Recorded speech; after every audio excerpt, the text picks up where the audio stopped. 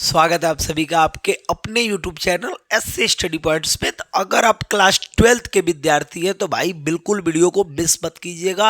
अक्षय स्थिति इस बार के बोर्ड के एग्जाम के लिए मोस्ट इम्पोर्टेंट है। मैं बता दूं आपको कि मोस्ट इम्पोर्टेंट होने वाला है भाई, मोस्ट इम्पोर्टेंट, क्योंकि आपको पता है निरक्षीय पे सवाल इस बार आया था 2024 में, तो 2025 की तैयारी आप कर रहे हैं तो बिल्कुल आपके लिए मोस्ट वीडियो होने वाला है। चलिए एक बार हम वीडियो को अच्छे से स्टार्ट करके और आपको मैं बताता हूँ कि पूरी बात क्या होगी। पूरा बात आपको समझ में आएगा, नहीं समझ में आएगा वीडियो दोबारा मत देखिएगा, ठीक है। लेकिन एक बार मेरे कहने पे वीडियो को देख लीजिए, क्या गजब का वीडियो होने वाला है भाई, ठीक है।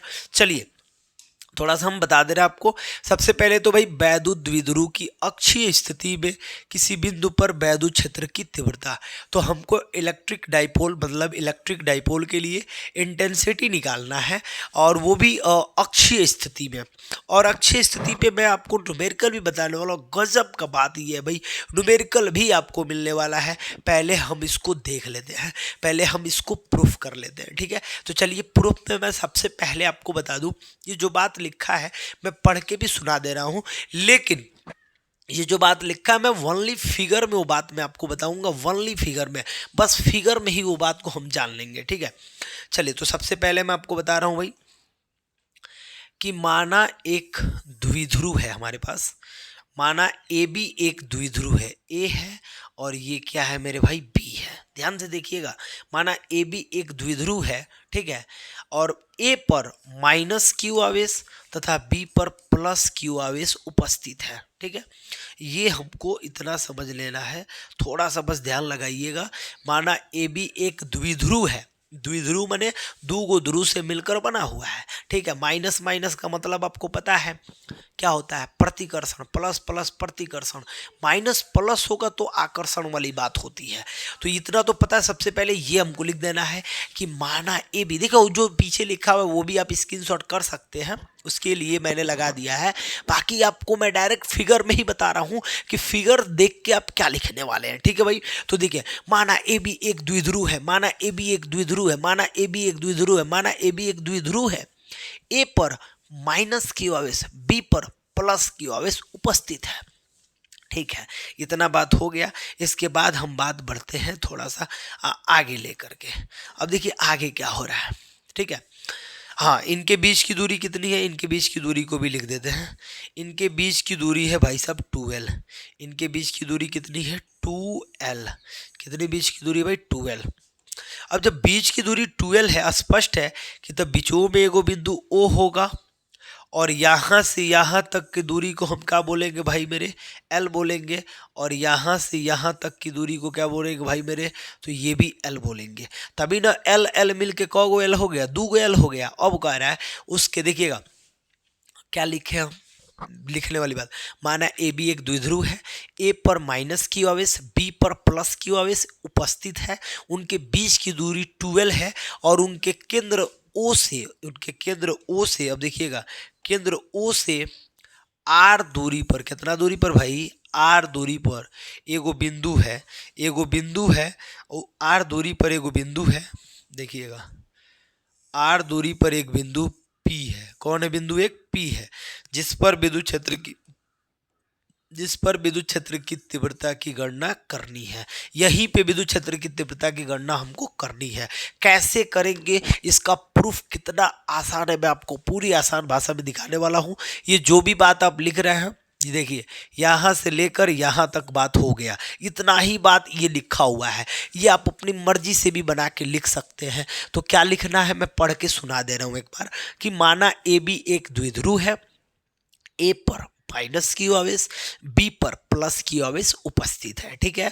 और ए और बीच की दूरी 2l है, और केंद्र O से R दूरी पर एक बिंदु P है, जिस पर हमको विद्युत क्षेत्र की तीव्रता की गणना करनी है। तो इस पर विद्युत क्षेत्र की तीव्रता की गणना हमको करनी है, ये ध्यान रखना। अब सबसे बड़ी बात क्या है, जो मेन मुद्दा है समझना है, देखिएगा तनी ध्यान दीजिएगा।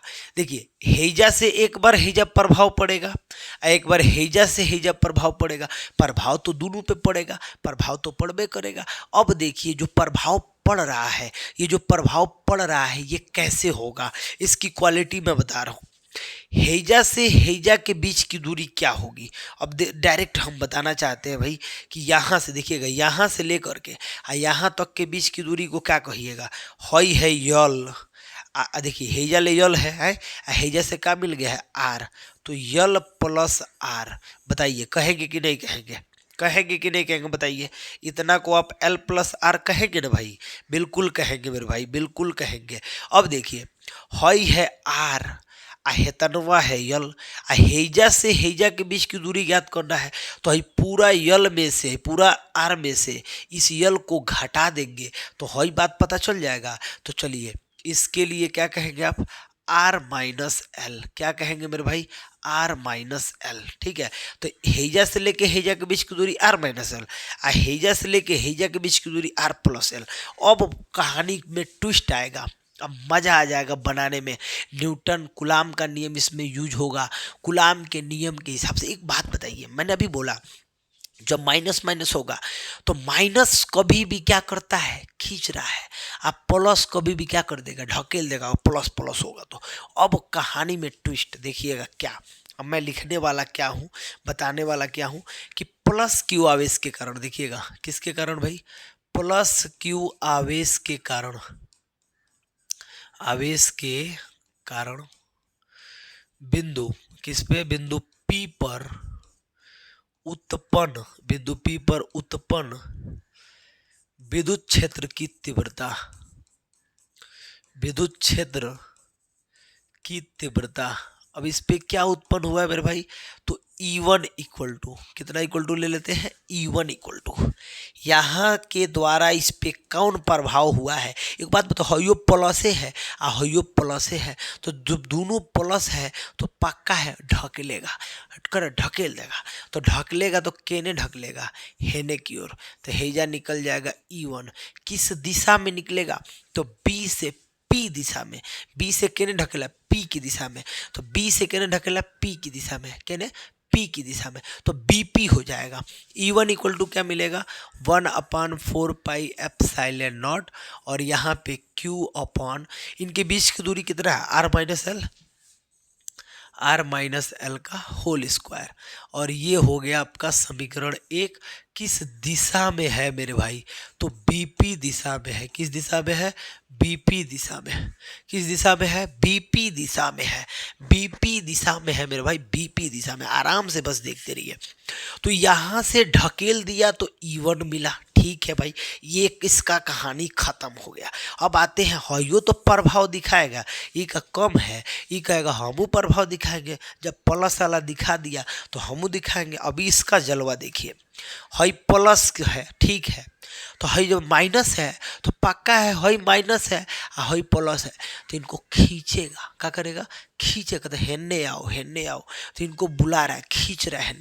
अब जब इनको खींच रहा है तो प्रभाव यानी कि E1 हम E2 यहाँ दर्शा देते हैं। ठीक है मेरे भाई, अब देखिए लिखते क्या है, लिखते क्या भी, लिखना भी तो है ना, लिखना भी तो है ना। देखिए क्या लिखते हैं कि अब माइनस क्यू आवेश के कारण, माइनस क्यू आवेश के कारण, पूरी बात आपको समझ लेना है। माइनस क्यू आवेश के कारण बिंदु P पर, किस पर बाबू, बिंदु P पर उत्पन्न, क्या लिख देंगे भाई, उत्पन्न विद्युत क्षेत्र की तीव्रता, विद्युत क्षेत्र की तीव्रता क्या उत्पन्न हुआ है मेरे भाई, देख लेते हैं। तो ये हुआ है E2 इक्वल टू कितना, equal to E2 equal to क्या उत्पन्न हुआ है, तो वही बात 1/4 पाई एप्सिलॉन नॉट, और क्या हुआ Q। तो ये माइनस नहीं लिखते हैं, माइनस बस दर्शा रहा है, ठीक है। तो यहाँ लिखेंगे Q upon R plus L का होल स्क्वायर, क्योंकि दूरी का वर्ग होता है ना भाई, तो दूरी तो है, जो देखिएगा दूरी तो है पूरा ना है, इतना बड़ है। तो ये हो जाएगा समीकरण 2। ये किस दिशा में हुआ है, तो P से A की दिशा में। देखिएगा हई दर्शा रहा है कि P से A दिशा में, PA दिशा में, किधर दिशा में हुआ है, PA दिशा में हुआ है। ठीक है मेरे भाई, ये हो गया बात फाइनल। थोड़ा सा ध्यान दीजिएगा, थोड़ा सा मैं इसको आगे बढ़ाने वाला हूँ, थोड़ा सा छोटा करके, थोड़ा सा छोटा किया हूँ बस आपको दिखाने के लिए। चलिए ठीक है, इतना समझ में आ रहा है भाई, इतना समझ में आ रहा है आप सबको, इतना तो बिल्कुल आना चाहिए, इतना में कोई दिक्कत नहीं है। तो ये प्रभाव दिखा रहा है, ये प्रभाव दिखा रहा है, ठीक है। अब अगर जो हम बात कर ले E1 और E2 की परिमाण में समान है, लेकिन इनकी दिशाएं क्या हैं, विपरीत हैं। अब दिशाएं विपरीत हैं और एक प्लस माइनस की बातें हो रही है, तो यहाँ पे हम लिख सकते हैं कि ये परिमाण में तो समान है, लेकिन दिशाएं क्या हैं भाई, विपरीत है। इसलिए ये एक दूसरे के अंतर के, मतलब यहाँ पे जो विद्युत क्षेत्र की तीव्रता होगा इनके अंतर के बराबर होगा। क्या होगा, इनके अंतर के बराबर होगा। तो लिख सकते हैं कि E1 E2 विपरीत दिशा में है, इसलिए परिणामी विद्युत क्षेत्र की तीव्रता इनके अंतर के बराबर होगा। क्या होगा, इनके अंतर के बराबर होगा। जैसे बात आपने ये लिखा, लिख दूं मैं, चलिए मैं ही लिख दे रहा हूँ, ठीक है भाई। तो लिख दे रहा हूँ, फिर लिखने में वही बात, चलो लिख दे रहा हूँ। चलिए लिख दे रहा हूँ, देखिएगा E1 व E2 विपरीत दिशा में है। कौन दिशा में भाई, विपरीत दिशा में है, अतः परिणामी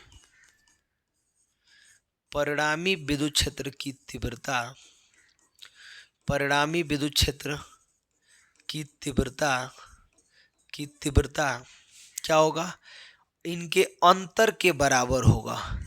इनके अंतर के बराबर होगा मेरे भाई, अंतर के क्या होगा, बराबर होगा।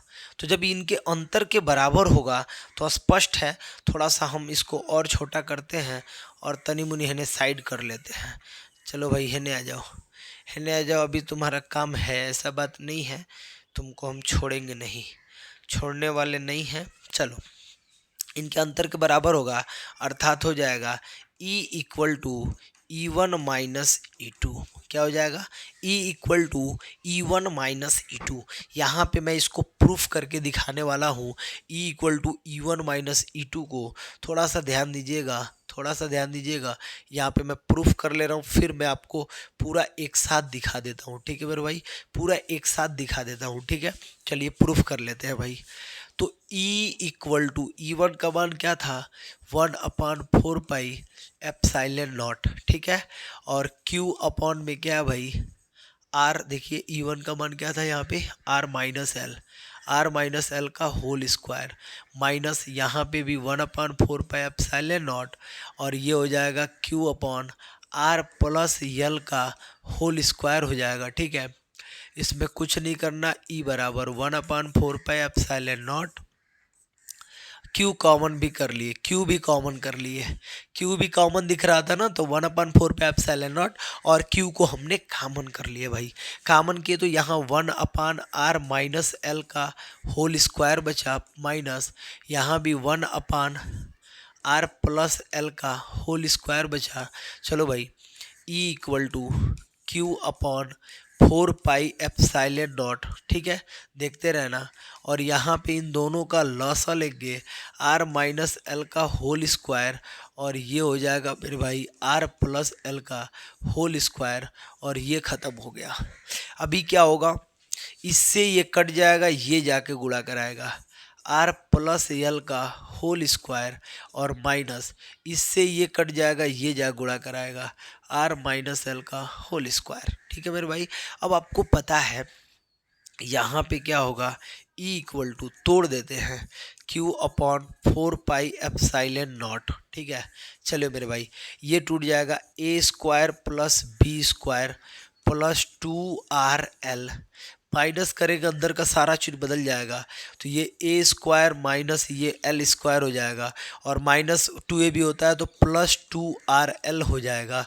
और यहाँ पे देख लीजिए बटा यहाँ पे क्या हो जाएगा, R square minus L square पूरे का पावर हो जाएगा 2, पूरे का पावर क्या हो जाएगा भाई मेरे, 2 हो जाएगा, पूरे का पावर क्या हो जाएगा मेरे भाई, 2 हो जाएगा, ठीक है। अब थोड़ा सा ध्यान दीजिएगा मेरे भाई, बिल्कुल यहाँ पे ध्यान देंगे। L स्क्वायर से R स्क्वायर से L स्क्वायर से R स्क्वायर कैंसिल, बचा क्या भाई, थोड़ा सा बता दो।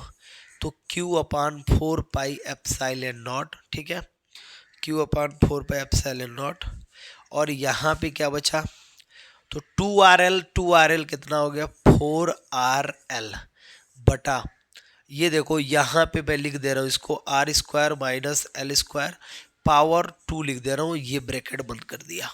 थोड़ा सा भाई, थोड़ा सा और इसको मैं छोटा कर रहा हूँ, ठीक है मेरे भाई। चलिए अब छोटा करने की ज़रूरत नहीं पड़ेगी, अब ख़त्म हो जाएगा। चलिए चलिए थोड़ा सा देख लेते हैं, थोड़ा सा और मैंने छोटा किया है, अब ज़रूरत नहीं पड़ेगी लगभग। चलिए देख लेते हैं यहाँ पे करने क्या वाले हैं। 4RL को अगर जो मैं लिख दूँ थोड़े देर के लिए 2QRL और इनटू में फिर 2 लिख दूँ, ठीक है, बटा में देखिए 4, यहाँ पे 1 मिनट थोड़ा सा अलग लिखता हूँ, 1 मिनट, E=1/4πε0 अलग लिख दिया। और इसको मैं क्या लिखूँगा, ये Q तो इसी के साथ है ना, तो 2 × 2QRL बटा, ये देखो R² माइनस L² का हो गया स्क्वायर। एक बात बताओ यहाँ पे, L² काफ़ी छोटा है, L जो है वो काफ़ी छोटा है R² से, हम उसको छोड़ देंगे, लिख देंगे कि जो L² है वो R² से काफ़ी छोटा है, काफ़ी छोटा है।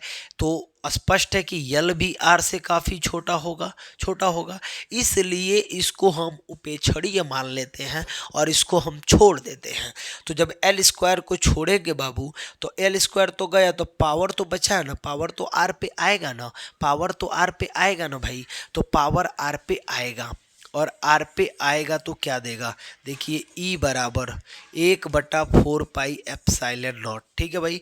और ये देखिए 2QRL क्या दो, वहाँ पे हम आ जाते हैं, थोड़ा सा अभी आगे रुक जाइए, और यहाँ पे 2 × 2QRL था ना, L था, चलो भाई बटा, ये मैंने छोड़ दिया, ये जैसे मैंने छोड़ा, ये छोड़ा तो ये ख़त्म, ये पावर इस पे आएगा, R पावर 4 कर लेगा और एगो R से एगो R कैंसिल हो गया, तो E बराबर 1/4πε0।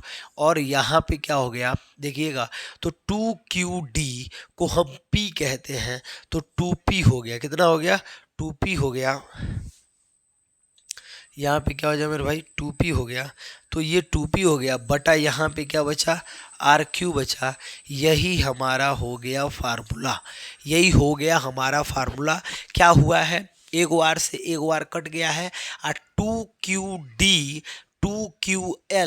2QL को हम P कहते हैं, द्विध्रुव आघूर्ण। तो ये हो गया E हमारा फार्मूला प्रूफ। तो सूत्र का निगमन हो गया। थोड़ा सा मैं आपको ये पूरा एक में करके दिखा दे रहा हूँ, पूरा एक में करके बता दे रहा हूँ, 1 मिनट रुक जाइए।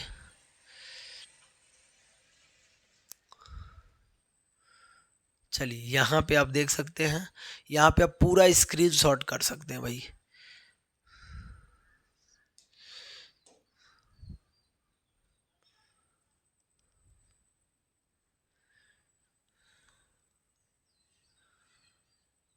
चलिए तो ये स्क्रीनशॉट कर सकते हैं इसका, हाँ ये मैंने पूरा बता रखा है, ये यहाँ पे हो गया।